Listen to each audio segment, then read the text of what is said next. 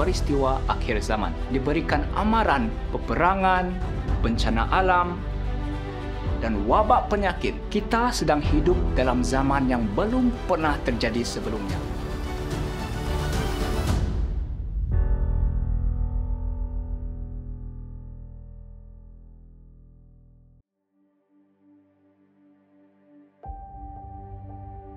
Selamat datang ke Refleksi Akhir Zaman. Hari ini kita akan merenungkan bab 12. Goncangan. Alkitab memberi amaran bahwa suatu masa goncangan akan datang kepada umat Tuhan. Masa di mana hanya mereka yang berakar dalam Kristus yang akan berdiri teguh.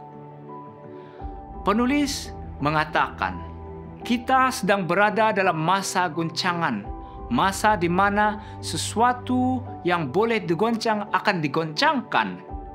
Ini bukan masa untuk ketakutan, tetapi satu panggilan untuk bersiap dengan bersungguh-sungguh.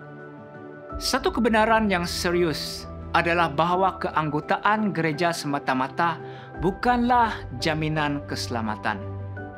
Penulis menekankan, tidak satu pun dari 20 nama yang terdaftar dalam buku gereja yang bersedia untuk menutup sejarah duniawinya. Goncangan akan mengungkapkan hati semua orang, memisahkan gandum dari sekam. Penganiayaan memainkan peranan penting dalam proses ini. Ia membersihkan gereja, memperlihatkan orang percaya yang tidak faham yang telah menyesuaikan diri dengan dunia. Penulis memberi amaran. Ketika hukum Tuhan dibatalkan, gereja akan diuji oleh ujian api. Dan lebih banyak daripada yang kita sangka sekarang akan mengikuti roh yang menyesatkan. Namun, bagi mereka yang setia, penganiayaan hanya memperhaluskan dan memperkuatkan iman mereka. Pusat kepada goncangan adalah kesaksian lurus daripada saksi yang benar kepada orang Laodikia.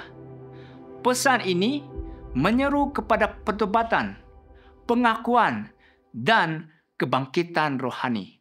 Walaupun beberapa akan menentangnya, mereka yang menerima nasihat ini akan mengalami pembaharuan rohani. Penulis menggambarkannya sebagai kebangkitan dari kematian yang nyata. Ajaran palsu dan kritikan juga memainkan peranannya. Pembaca tidak memahami dan mereka yang menolak roh Tuhan akan tertarik oleh penipuan. Penulis memberi amaran bahwa menolak kesaksian membawa kepada kejatuhan ke bawah berupa keraguan dan kemurtadan yang akhirnya berakhir dengan pemberontakan dan kehancuran. Namun, mereka yang tetap setia akan mendapati iman mereka dimurnikan dan kesetiaan mereka diperkuat.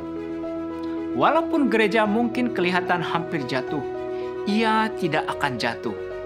Penulis meyakinkan kita, gereja akan tetap ada, sementara orang berdosa di Sion akan disaring keluar.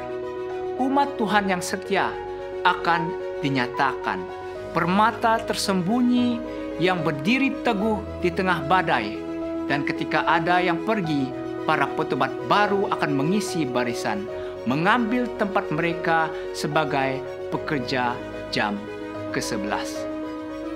Renungkan hari ini. Adakah Anda membangunkan iman Anda di atas batu karang Kristus?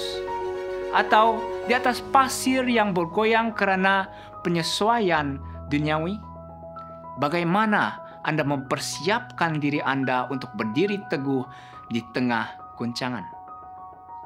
Mari kita berdoa. Bapa di surga, ketika kami menghadapi masa goncangan, berikan kami hati yang sepenuhnya disediakan kepadamu. Kuatkan iman kami dan tolong kami untuk tetap berpegang kepada kebenaran-Mu. Semoga kami berdiri teguh dalam kesetiaan dan percaya kepadamu. Kami rindu ditemukan setia di dalam Engkau. Di dalam nama Yesus. Amin.